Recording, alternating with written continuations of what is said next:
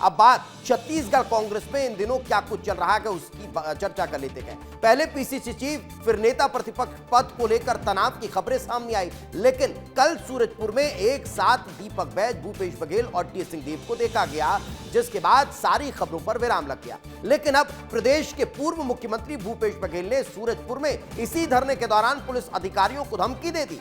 इतना ज्यादा नाराज हो गए कि भरे मंच से थानेदार से लेकर आईजी साहब तक हर किसी को धमकाते नजर आए और कहा कि हमने चूड़ियां नहीं पहनी हैं, हमारी भी सरकार आएगी। पूरी खबर जानने से पहले पूर्व मुख्यमंत्री भूपेश बघेल का यह बयान सुन लीजिए।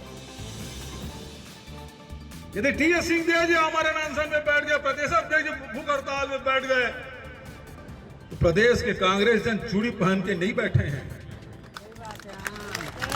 इस बात को समझ लीजिए आप। और उस थानेदार का नाम हम लोग हमेशा याद रखेंगे।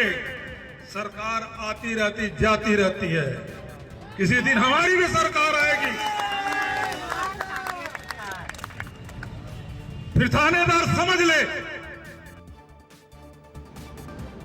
देखा आपने, पूर्व मुख्यमंत्री भूपेश बघेल पुलिस अधिकारी को धमकी दे रहे हैं, उन्हें समझाने के लिए कह रहे हैं और यह भी कह रहे हैं कि सरकारें आती जाती रहती है, हमारी भी सरकार आएगी। एसपी, आईजी ध्यान रखें। लेकिन भूपेश बघेल पुलिस अधिकारियों पर इतना नाराज क्यों हुए, अब जरा इस पर चर्चा कर लेते हैं। दरअसल सूरजपुर जिले के विश्रामपुर थाना क्षेत्र के बाहर 3 दिनों से कांग्रेस नेताओं का प्रदर्शन चल रहा है, क्योंकि जिला उपाध्यक्ष नरेंद्र जैन के खिलाफ आर्म्स एक्ट के तहत केस दर्ज किया गया है। यह कार्रवाई शिवरंजपुर नगर पंचायत चुनाव के दौरान हुए एक विवाद को लेकर की गई है। पीसीसी चीफ दीपक बैज इस कार्रवाई को निरस्त करने की मांग को लेकर विश्रामपुर थाने पहुंचे, लेकिन पुलिस ने इस मांग को अनसुना कर दिया, जिसके बाद यह प्रदर्शन शुरू हुआ और इसमें टी.एस. बाबा, भूपेश बघेल, पूर्व मंत्री अमरजीत भगत समेत कांग्रेस पार्टी के तमाम दिग्गज नेता मौजूद रखे। यही कारण है कि यहां पर नाराजगी देखने को मिली है।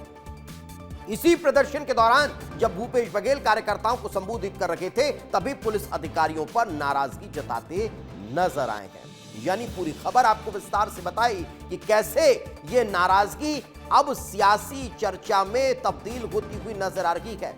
इस पर बीजेपी की प्रतिक्रियाएं भी सामने आ रही हैं और बीजेपी की तरफ से किसने क्या कहा, जरा ये भी सुन लेते हैं।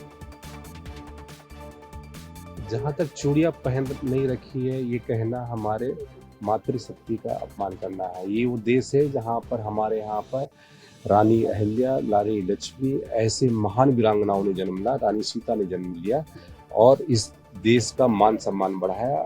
तो ये इस बात को ये करना चाहते हैं कि नारी अबला, ये अबला के रूप में देखना चाहते हैं। इसीलिए इन लोगों ने क्या कहते हैं, उनको आगे बढ़ने से रोका।